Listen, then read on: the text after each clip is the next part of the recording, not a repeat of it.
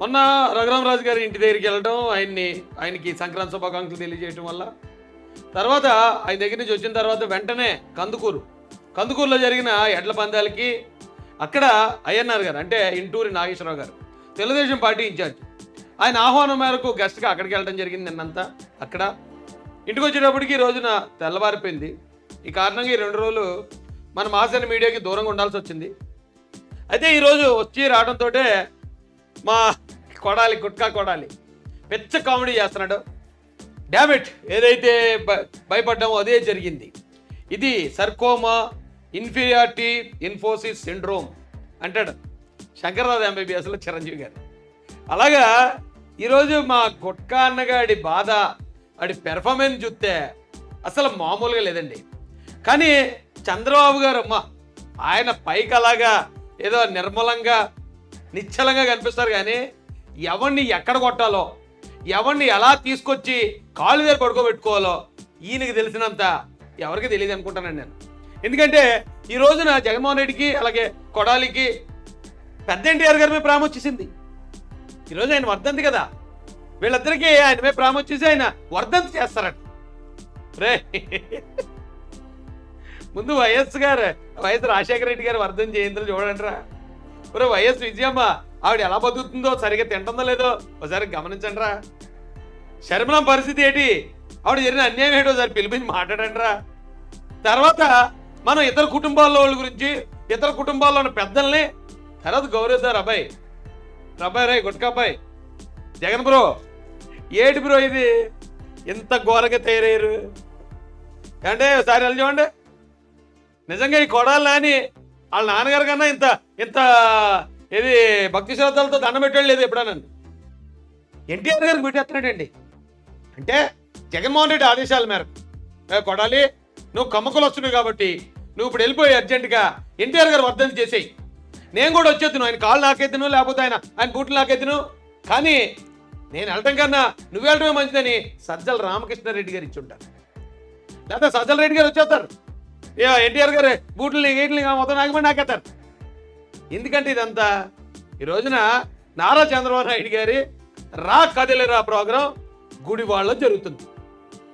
గుడివాడలో ఇప్పుడు జగన్మోహన్ రెడ్డికి ఉన్న ఏకైక దిక్కుమొక్కు కొడాలి కనపడుతున్నాడు. ఒకవేళ గుడివాడలో ఒకటే కొంచెం బలంగా ఉన్నామేమో అనే ఆలోచనలో ఉన్నాడు. అదే టైంకి చంద్రబాబు నాయుడు గారు అక్కడ పెట్టారు ప్రోగ్రాం. ఇప్పుడు గుడివాడలో కూడా మనకి ఏం లేదు, మన గుట్కా గడికని తెలిసిపోతే ఓరి ఏం మొత్తం ఏపీ అంతా ఖాళీ అయిపోయామని జనాలకు అర్థమైపోద్ది. ఓరు బాబు ఎలాగైనా సరే చంద్రబాబు నాయుడు గారిని అక్కడ రాకుండా చూసుకోరా బాబు కొడాలి నాని అని చెప్పి అన్న మా జగన్ అని ఇచ్చి ఉంటాడు ఇన్స్ట్రక్షన్లో. ఇస్తే ఇక రెచ్చిపడి పులైపోడండి. పులైపోయాక కొడాలి నాని ఏమేమి అదే భయపడ్డారని పాపమేళ్ళు. గుడివాడలో కూడా సోపడప్పుడు సక్సెస్ అయిపోద్ది. రా కదలరా ప్రోగ్రామ్ అని చెప్పి చంద్రబాబు నాయుడు గారు పిలుస్తుంటే జనాలు తండోపతండాలుగా వెళ్ళిపోతున్నారు. మరి గుడివాడలో మనకున్న ఆ పావల పరువు కూడా నాశనం అయిపోద్దిరా. ఆ కార్యక్రమాన్ని ఎలాగన్నా అడ్డుకోరా బాబు అని జగన్మోహన్ రెడ్డి మంచి ప్యాకేజ్ ఇస్తే మా గుట్కాగాడ మొత్తం చెడగొట్టి డామిట్ ఏదైతే భయపడ్డామో అదే జరిగింది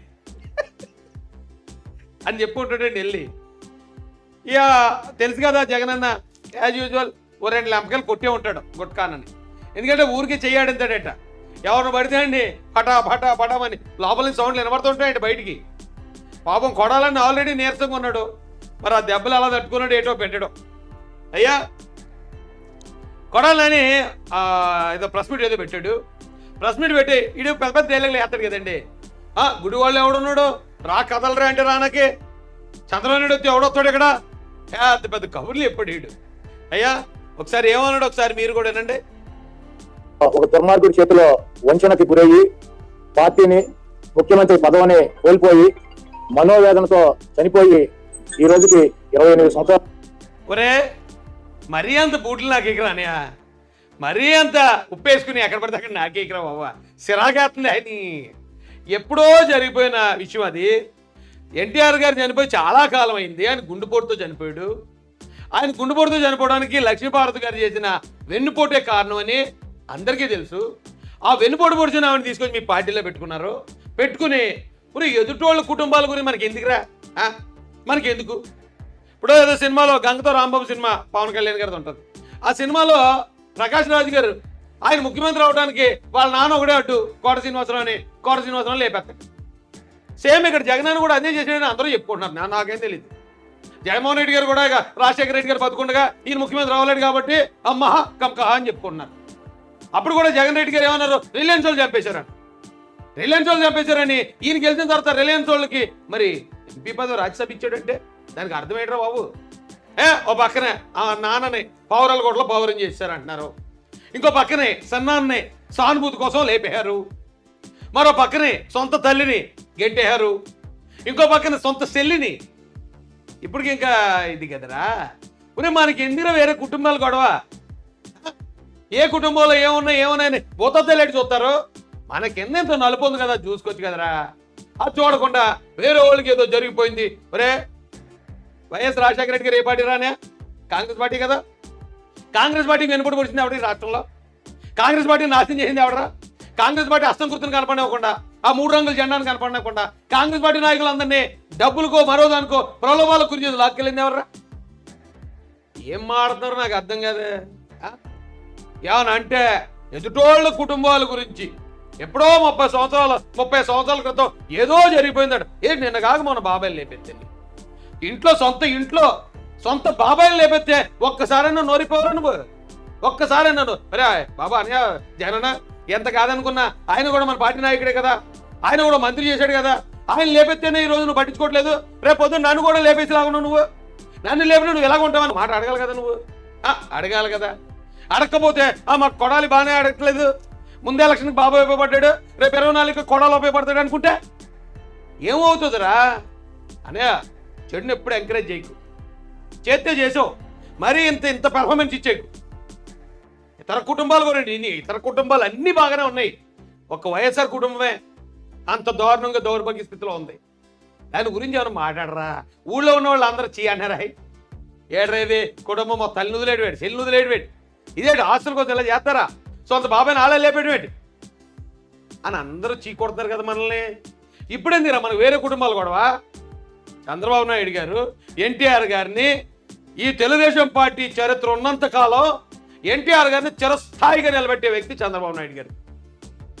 ఎన్టీఆర్ గారు కుటుంబాన్ని కంటికి రెప్పలా కాపాడుకునేది నారా చంద్రబాబు నాయుడు గారు. ఆయన చూసుకుంటాడు రా అదంతా గొడవ అంతానే. ఎందుకంటే ఎన్టీఆర్ గారి కుటుంబంలో ఎవరైనా ఇప్పుడు మన కుటుంబంలో చెల్లి మా శర్మిలక్క వెళ్ళిపోయి వేరే పార్టీలో మన శత్రు పార్టీలో చేరినట్టు ఎన్టీఆర్ గారి కుటుంబంలో ఎవరైనా చేరారు? బాలకృష్ణ గారు కానీ, హరికృష్ణ గారు కానీ, లేకపోతే జూనియర్ ఎన్టీఆర్ గారు కానీ, నువ్వు వెనకేసి వస్తుంటావు కదా జూనియర్ ఎన్టీఆర్ గారు కానీ. ఏం మాడతావు నాకు అర్థం కాదు. ఎన్టీఆర్ నువ్వు వెనకేసుకు వచ్చేస్తున్నాడు వీడు. ఎన్టీఆర్ గారిని ఏదో కానీ అన్నాడండి, ఉన్నాను చూద్దాం. బాలకృష్ణ ఆశా జూనియర్ ఎన్టీఆర్ బొచ్చు కూడా బేకలేరా అన్నాడు వీడు. మా అన్న, మా కొడాలి గుట్కా అన్న. నిజంగా కనుక ఒకవేళ జూనియర్ ఎన్టీఆర్ కానీ తెలుగుదేశం పార్టీలోకి వచ్చి 10 రోజులు ఉంటే జూనియర్ ఎన్టీఆర్ గారు తల్లిని, చెల్లిని, ఇంట్లో ఉన్న భార్యల్ని అందరినీ కూడా రోడ్డుకి ఇచ్చేది వీడే. ఒకవేళ ఇప్పుడు గొడవ పెట్టడానికి ఏదో ట్రై చేయడానికి జూనియర్ ఎన్టీఆర్ గారి మీద ప్రేమ ఉన్నట్టు ఎత్తున్నాడు, కానీ 10 రోజులు ఆయన రాజకీయంలో ఉంటాడు వీడు. ఒకవేళ ఆయన నిజంగా కనుక ఏదైనా పార్టీలోకి వస్తే. అలాంటి ఏళ్ళు ఎదురు కుటుంబాలు ఏ గొడవలు లేకపోయినా గొడవలు ఉన్నాడు పోతాలో చూపిస్తారు. సొంత కుటుంబమే సంకనాకపోయింది. ఒక్కళ్ళు లేడు ఈ రోజున జగన్ వెనకాల ఆ కుటుంబం నుంచి. అది మాట్లాడరా?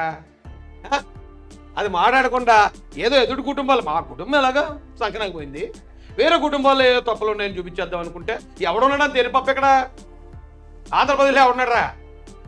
పోయి చూడరా ఎంత కర్మ వచ్చిందో మీకు గుడివాడ గుట్కన్నా నీకు మీ జగనన్నకిని. పోయి ఎన్టీఆర్ గారు కాళ్ళు గారు పడ్డారా మీరు? ఆయన దండలు ఎడుకుని ఆయన కాళ్ళు ముక్తే తప్ప ఇక మా గతి లేదురా నాయన అని. చూడండి పరిస్థితి ఎక్కడ దాకా వస్తుందో.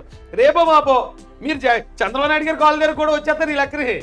ఇప్పుడు ఎన్టీఆర్ గారు కాళ్ళ దాకా వచ్చారు రాబాయి, రేపో మాపో చంద్రబాబు నాయుడు గారు కాళ్ళ దగ్గరికి, ఆ తర్వాత లోకేష్ గారు కాళ్ళ దగ్గర కూడా వచ్చినా ఆశ్చర్యపోనకేముంది?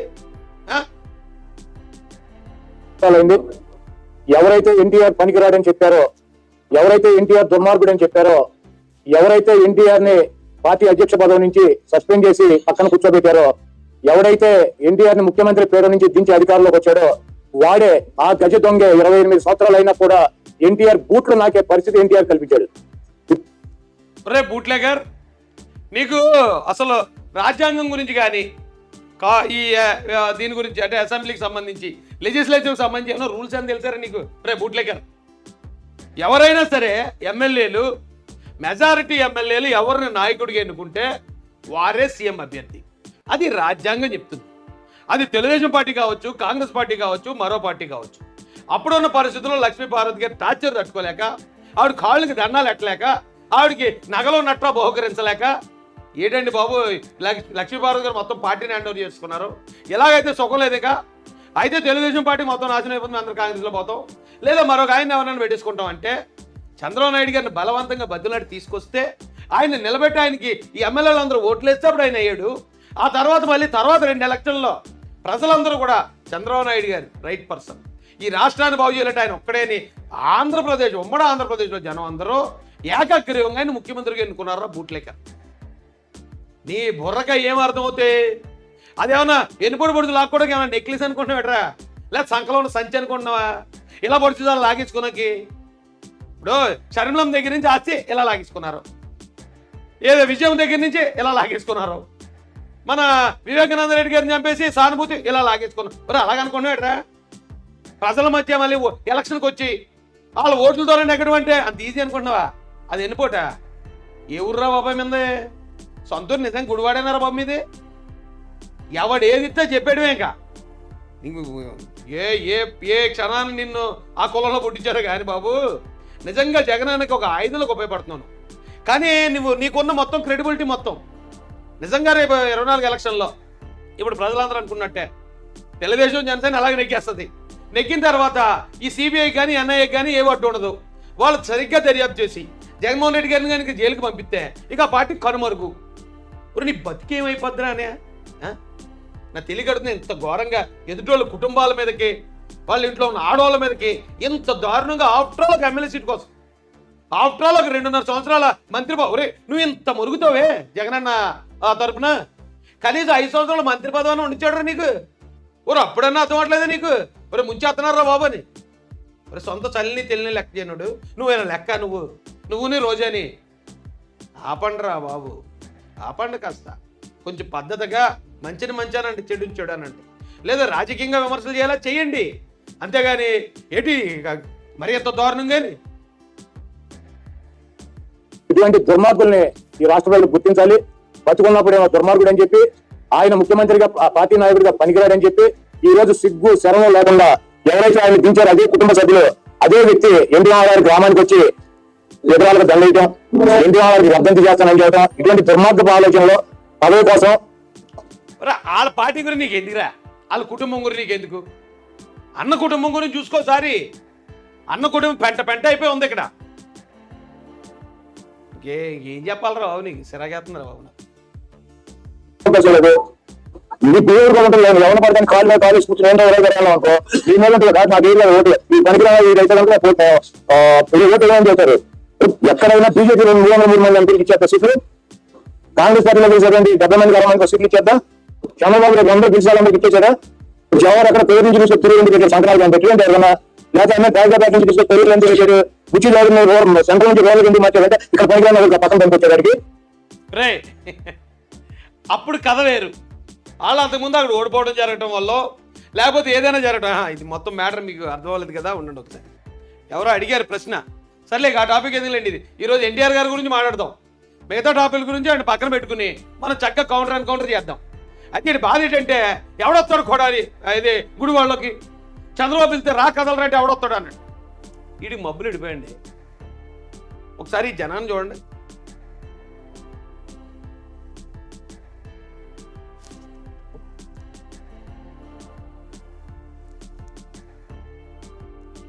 కోరుకుంటున్నా, ఇక్కడ బూతుల మంత్రి ఉంటే బందర్లో నీతుల మంత్రి ఉన్నాడు. ఏది కాంబినేషన్ బ్రహ్మాండం. కొడాలనా అంత మంది జనం ఎక్కడి నుంచి వచ్చారా? మరే నిజంగా నువ్వు పెద్ద పోటుగాడివి, గుడి వాళ్ళ పెద్ద తోపు అయితే మరిదేటి ఇన్ని వేల మంది ఎక్కడి నుంచి వచ్చారు? మరి వీళ్ళంతా మొత్తం కులికాల కలిసిపోయినట్టు కదా ఈ దెబ్బతోటి. ఈ మీటింగ్ ఆపాలని, ఈ మీటింగ్ని ఎలాగన్నా ఫ్లాప్ చేయాలని కదా ఎన్టీఆర్ గారికి మేము వర్ధం చేసేస్తాం, ఆయన బూట్లు నాకెత్తాం, ఆయన మొత్తం విగ్రహం అంతా కడిగేస్తాం, తర్వాత 4తో తుడిచేస్తాం అన్నారు. ఇంకే కదరా. కానీ చూడండి, మీరు ఏదైతే జరగకూడదు అనుకున్నారో, దేనికైతే భయపడ్డారో, ఇప్పుడు అదే జరిగింది. ఇప్పుడు వెళ్ళు అన్నీ జరిగి వెళ్ళు, ఏం చేస్తాడు చూడు. కాంబినేషన్. పవన్ తిట్టేదే ఆయనకు మంత్రి పదవి, పవన్ కళ్యాణ్ తిట్టడానికి ఒక మంత్రి, అది కూడా ఆ సొంతన సామాజిక వర్గంలోనే ఉండాలా. ఇంకో పక్క ఆయన రోజు అన్నం తింటాడా, భూములు తింటాడో నాకు తెలియదు. స్థలం కనిపిస్తే మింగేస్తాడు. అక్రమార్జులతో జగన్ కంటే గొప్పవాడు కావాలని లక్ష్యం పెట్టుకున్నాడు. తమ్మన వారి సత్తానికి చెందిన 1000 గజాల ఎక్కడా కూడా ఈ రాష్ట్రంలో ఒక కొత్త పరిశ్రమను కూడా తీసుకురాలేదు. యువతని పూర్తిగా సర్వనాశనం. మొన్న వచ్చినటువంటి తుఫాన్కి అయితే ఇంతవరకు రైతులకు ₹1 కూడా పరిశ్రమను కూడా తీసు రాష్ట్రంలో ఉన్నటువంటి యువత అంతా కూడా మరి ఆ రోజు జగన్ తక్కువలో తక్కువ అయితే 1,00,000 మంది ఉండి ఉంటారు. ఇది ఒక్క నియోజకవర్గంలో పెట్టిన మీటింగ్.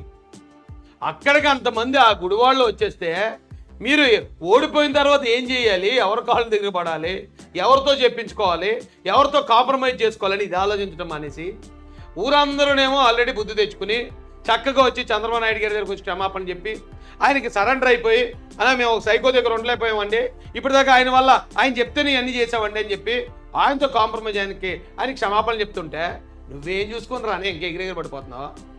ఏం చూసుకుని ఇంకని అయితే మన నాశనం అయిపోతున్నాం అనే విషయం మన చుట్టుపక్కల చెప్తారు, మనకు అర్థం అవ్వదు. ఆ ఊర్లో ఉన్న వాళ్ళు చెప్తారు, అర్థం అవ్వదు. ప్రకృతి చెప్తుంది, అయినా కూడా అర్థం చేసుకోకపోతే ఇక అంతే సంగతులు. అది నువ్వు అర్థం చేసుకోవాలరానా. రెడ్డి ప్రతి సంవత్సరం కూడా జనవరి 1 జాబ్ క్యాలెండర్ పెట్టాలా లేదా?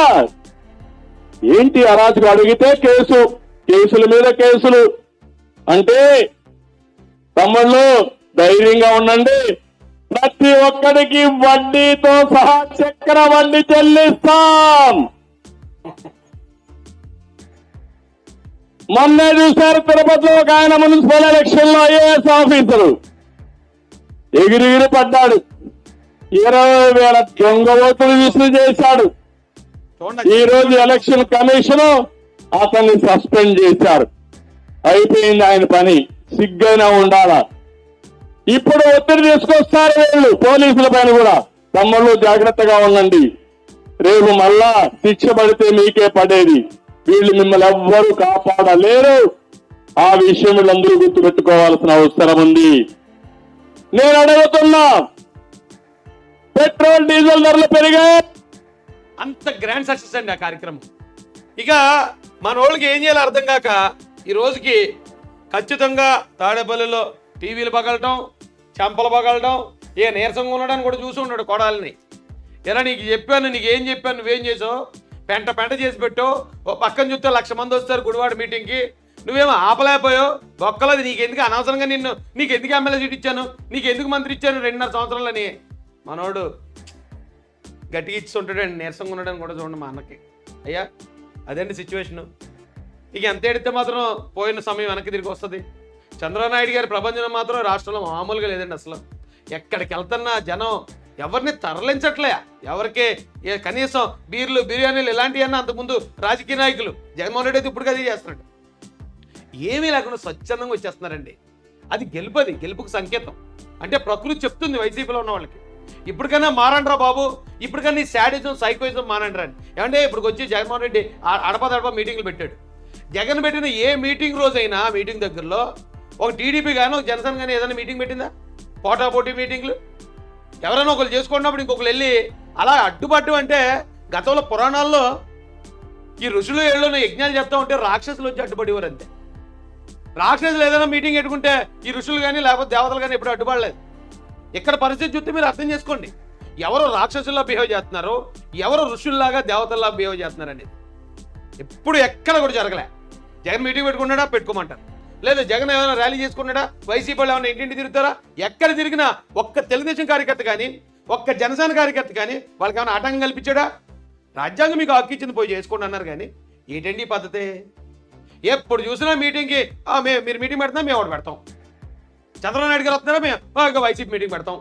పవన్ కళ్యాణ్ గారు వస్తున్నారా మేము వైసీపీ జెండాలు ఎగరేస్తాం. రైతులు పాదయాత్ర చేస్తున్నారా మేము వైసీపీ బెలూన్లు ఎగరేస్తాం. ఏంటి పద్ధతి ఏంటి? మీరు ఎంత భయపడినా ఎంత అడ్డుపెట్టినా మీరు ఈ ప్రపంచాన్ని ఆపలేదు. అరిచేతును అడ్డుపెట్టి టీడీపీ జనసేన గెలుపుని ఆ సూర్యకిరణాలను మీరు ఆపలేదు. దయచేసి ఇప్పటికన్నా అర్థం చేసుకుని ఆ సైకోయిజం మనిషి మనుషుల్లో బతకండి రా. ఉంటాను సార్. జై భీమ్, జై భారత్, జై జై మహాశయ.